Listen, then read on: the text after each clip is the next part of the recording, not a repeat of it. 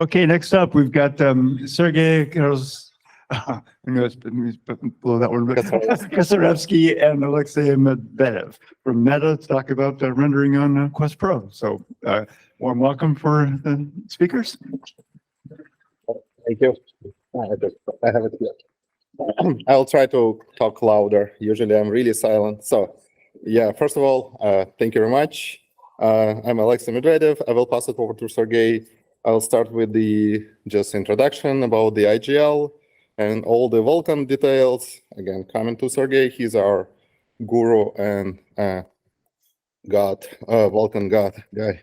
Basically, what is IGL? IGL is an intermediate graphics library, and it's a cross-platform library that commands the GPU. And basically, the idea was to build a unified API for the most of the Meta Facebook back in the days needs. By default, that was designed to support multiple backends, and now, as for today, it's implemented on top of various graphics APIs as OpenGL, OpenGL ES, WebGL, Metal 2+, and Vulkan. It's 1.1 plus. And again, the point is it's really used a common interface. As for now, it's probably most stable graphics library, arguably. I want to add it here, because if you see any 3D on any Meta applications, it's most likely powered by this library. So it means we have a huge coverage across almost all possible devices that you can imagine in the world. Again, probably only Google can beat us on this. And so that definitely expressed the foundational principles of IGL library. So that was built more like to be reliable and good enough to serve this wide variety of the devices. So do not expect super kind of cool latest feature there. It's more like about unifying, write one client code. It should work everywhere. Like you compile on iOS with Metal, you're not changing your client code, which is almost true. But in reality, we never actually designed this to be completely feature parity between the devices. But it should be good enough, again, to express the most common functionality. We do support multiple platforms. It's Windows, Linux, macOS, iOS, Android, WebAssembly. We do support rendering and compute pipelines as for now.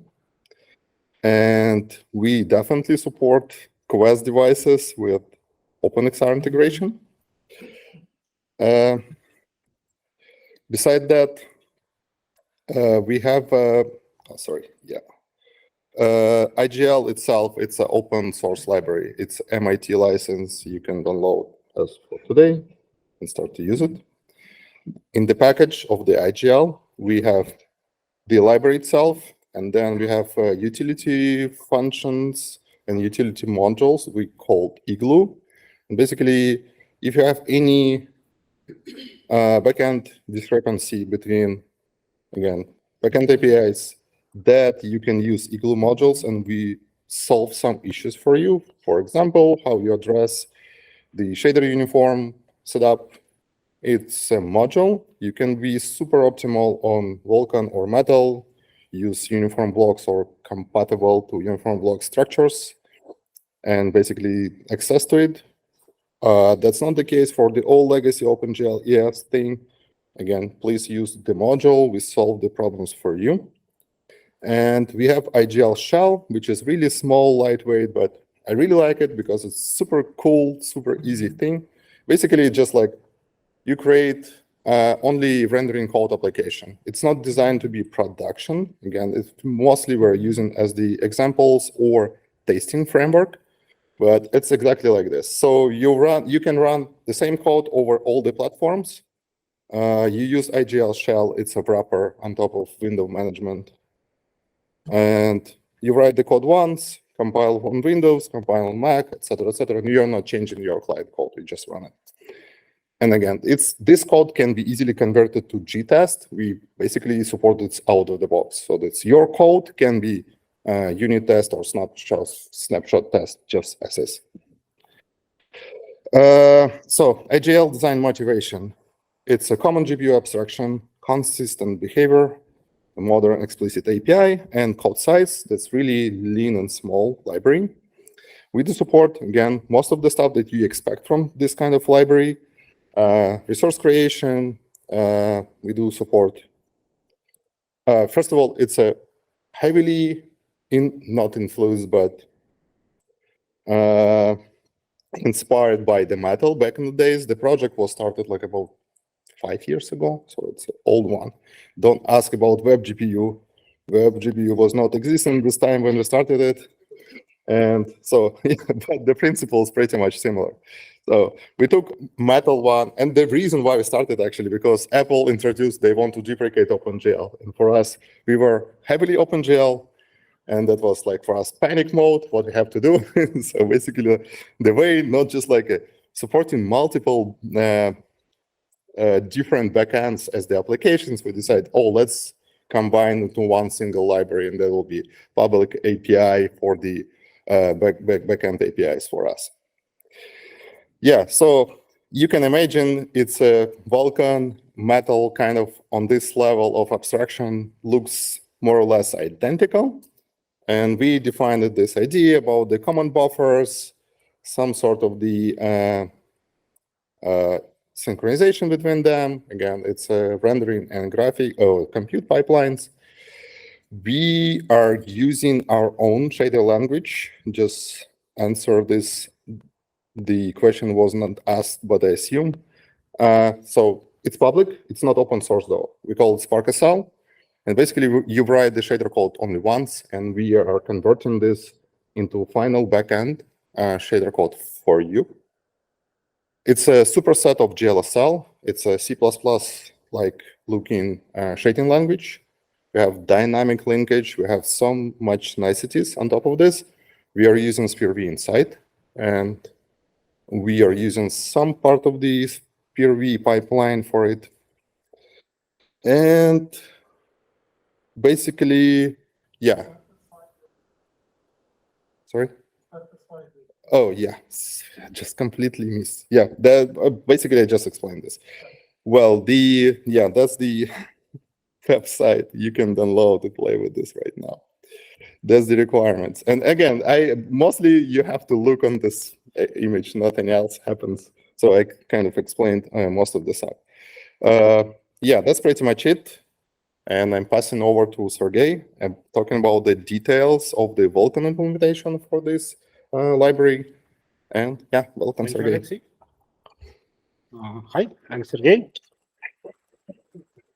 I will talk about some Vulkan details and basically show some code snippets, how our API organized, and a little bit on the internals about Vulkan.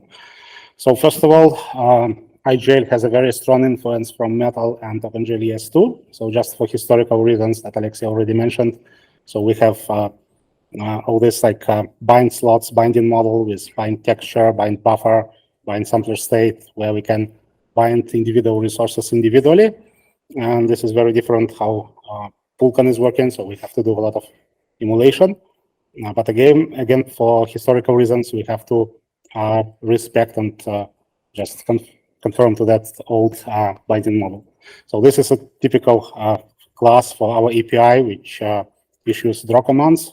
So render command encoder. Those familiar with the Metal API just can immediately find parallels with our interface and Metal.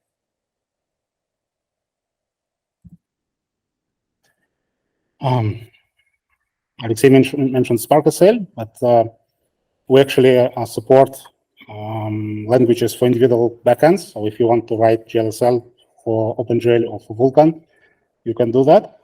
And our library provides a lot of possibilities for rapid prototyping, and part of rapid prototyping is to be able to compile shaders at runtime, because usually in many apps, actually, they're built around the pre-compilation of shaders when we invoke JSLang, for example, and compile shaders offline using command line tools. With rapid prototyping, it's beneficial to skip that and compile shaders at runtime. So we provide that possibilities using JSLang. And it's usually quite difficult to find this on the internet, but this is the code to compile GLSH shader at runtime with JSLang. There are at least two interfaces to do that. So one is object-oriented, and the second one is C-style. This is how to do that. This is how to compile that at runtime. It's actually funny that I was one of the co-authors of this interface back in 2019. And the reason for that was that we were writing a book about Vulkan, and we wanted a streamlined way to compile shaders. And we looked around and saw that there is no clean interface to do that. And we implemented one in 2019, contributed that to JSLang. And that thing kept me awake at night for 4 years after that, because the first thing that happened, I broke Chromium 3 months down the road. So this implementation was merged into JSLang, which was merged then a few months down the road into Angle, which was merged down the road into Chromium. And because of these things, Chromium went down, and some random people from Google reached out to me.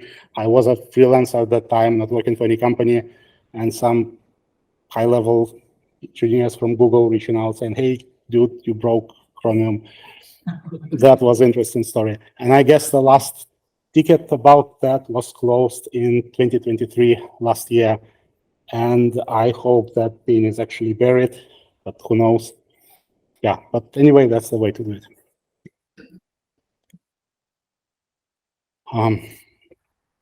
We expose an abstraction over command buffers in our API. So we don't allow users to create and manage Vulkan command buffers directly.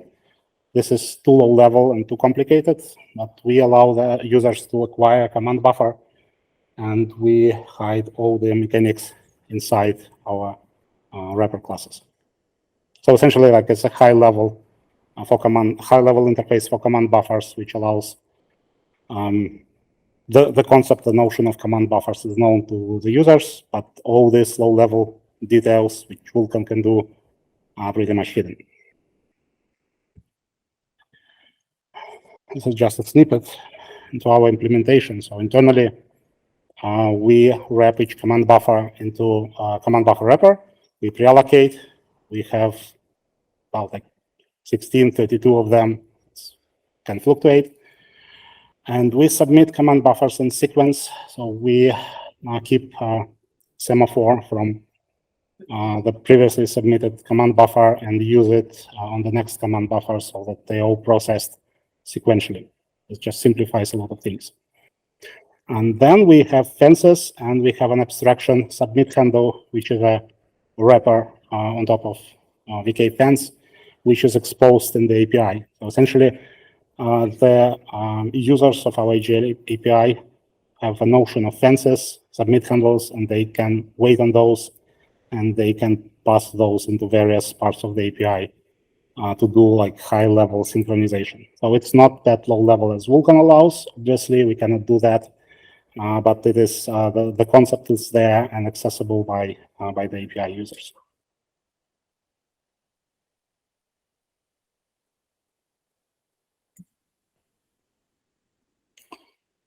And this is just the heart of the submit, how our submit operation works. So as you can see, we can inject semaphores here. So the first is we can have a semaphore from the previously submitted command buffer. So unless it's the first one. And another thing is that we can inject another semaphore from outside. Typically, it can be, for example, like acquire a semaphore from a swap chain or something else if the user decides to wait on some external operation. If we are doing some low-level integration with other Vulkan frameworks which are dealing with semaphores, we can coordinate that from here, so all these features are supported.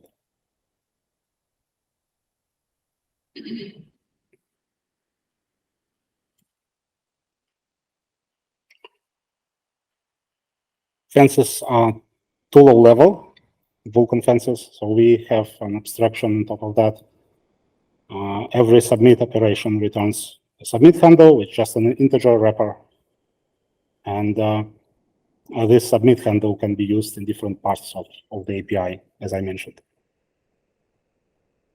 This is kind of a real-life balance we found between like going too deep into Vulkan and exposing all these issues with actual Vulkan fences, or not having fences at all and trying to emulate OpenGL API. We decided that this is kind of a healthy balance to support this.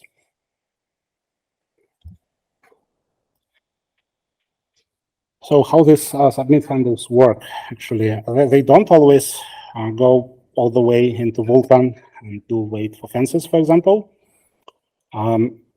We have a collection of command buffers, which is like rotating those in a round-robin fashion. And command buffers can be internally recycled. So that's the internal Vulkan implementation knows when a command buffer is done, when it's available for the next acquisition. And based on that, we can do some early checks without invoking the Vulkan API and saying that the fence is ready. For example, like this command buffer was submitted a few frames ago, and it's already recycled by our Vulkan immediate commands wrapper. And we can know that without calling VK wait for fences. This is proved to be fast, especially when we do synchronization with compute, where we have one frame of latency and the previous frame usually finished, and we know that for sure without calling wait for fences.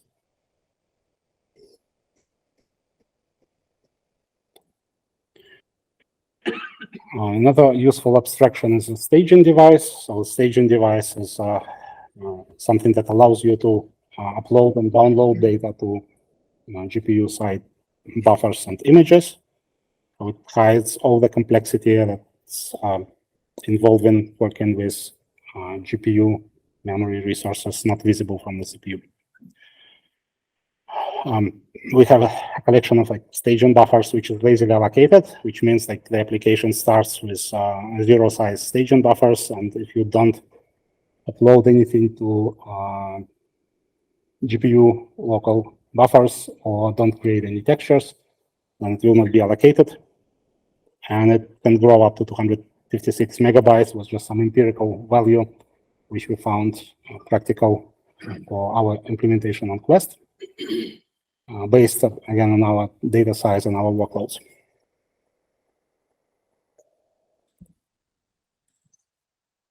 This is the interface and how it goes. So internally, we manage a collection of memory regions inside the staging buffer. It knows about alignment, size, and essentially, when we do any operation which involves the staging buffer, we do a submit call in the end, and that submit call returns a submit handle.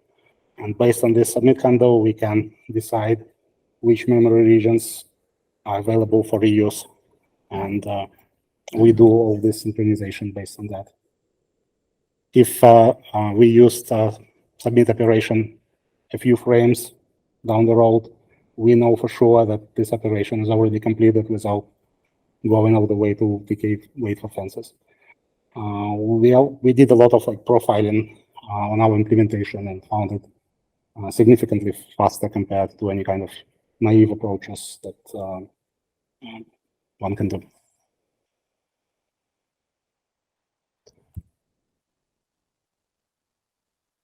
So another abstraction is a wraparound render pipeline states. Unfortunately, or maybe fortunately, IGL was designed with Metal in mind, with Metal first, and the Metal has more dynamic state compared to what Vulkan 1.1 can do without extensions, which means that we should emulate a lot of functionality with dynamic state and create the actual VK pipeline objects lazily. So we do hash table for that. We just have a dynamic states, which is a key into the hash map. and we retrieve VK pipeline objects from there. One interesting decision was that we treat render passes in Vulkan as dynamic state. And the reason for that, there is a pretty much limited number of different render passes. By different, I mean like different attachments, different attributes. And they're kind of managed in a collection of objects. And the ID, the number of a render pass in this collection, in a vector essentially, is a part of a hash map key used to create Vulkan pipeline objects. This is how it's implemented in practice. So we have our own dynamic state, which is usually larger what Vulkan 1.1 can do. And we use that to store a Vulkan pipeline in a hash table. We use std_map for now. This is pretty much very extendable. So we have up to 64 bits, and we can add a lot of extra dynamic state here. As you can see, there's in the line 13, there is render pass index, which is 8-bit, which allows us to have 256 different render passes configuration. That is discussable. That was enough for us. Surely, sometimes you would want to increase that to more bits, maybe even 16. But this is how we decided to do that.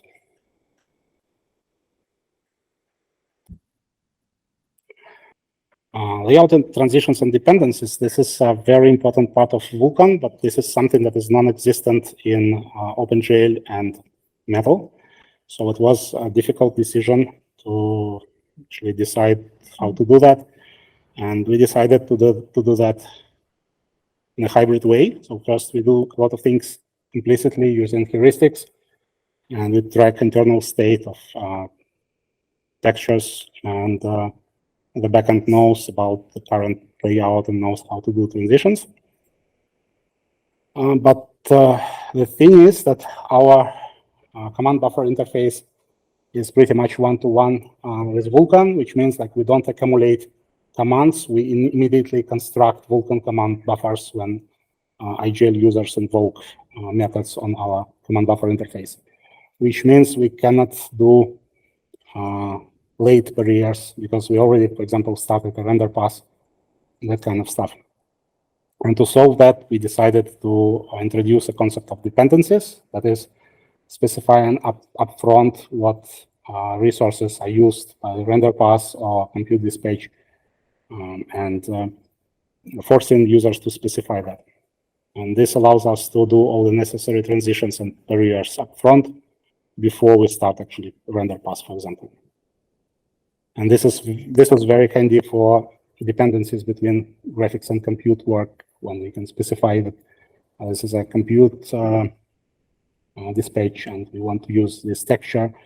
We use that buffer, and then the backend knows all the usage flags of these specific resources and can generate necessary barriers.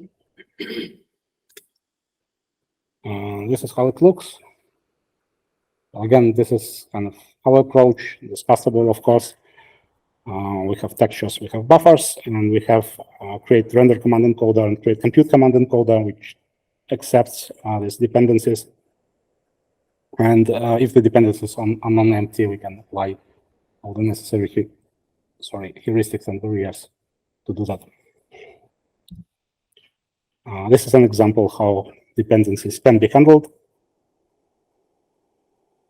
For example, we transition textures to shader read-only. There is a bunch of stuff happening inside there based on the actual usage flags. So if it's like a color image, like depth image, that kind of stuff. And similar thing is happening with buffers. So based on the usage flags, we can construct a proper buffer barrier to synchronize. And this thing is evolving. So as we go, this is like for our current use cases, for example, as we go forward, we will probably have more heuristics to do that.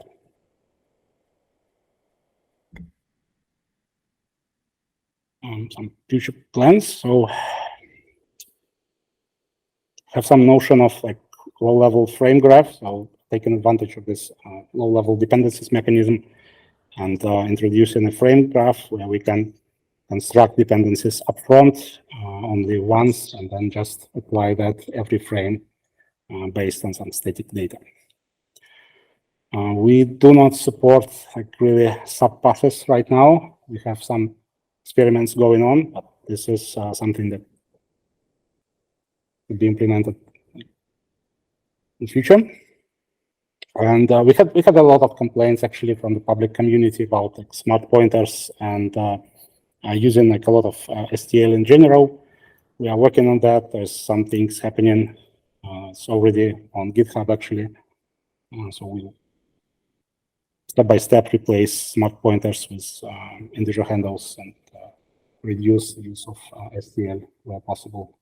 This is an incremental process. Again, like IGL is used in a lot of projects internally, large projects. Instagram, for example, is running an IGL, which makes it a little bit tricky to change the API. And we are working hard to do that, actually. That's it. And by the way, there is a fork, which I'm maintaining. It contains a lot of experimental binder stuff. Essentially, it's pretty much rewritten API. I would definitely recommend to look there. And that's it. Your questions?